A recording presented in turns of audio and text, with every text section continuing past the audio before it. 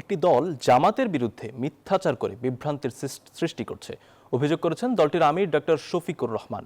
আজ কিশোরগঞ্জ ও ময়মনসিংহে জনসভা করেছেন তিনি। কিশোরগঞ্জের 6টি আসন নিয়ে নির্বাচনী প্রচারণার অংশ হিসেবে এই আয়োজন হয়। দলের আমির বলেন, যে কোনোভাবে জিততে হবে এই ধারণা থেকে দলগুলোকে বেরিয়ে আসতে হবে।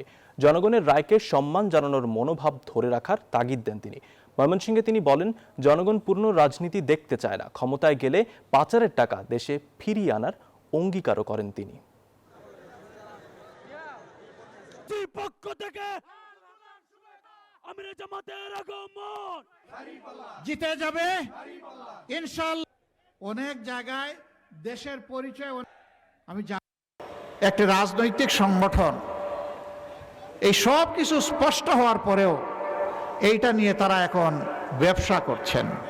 চলে বলে কৌশলে যে কোনোভাবে আমাকে জিততে হবে এই ধারণা থেকে বের হয়ে আসেন।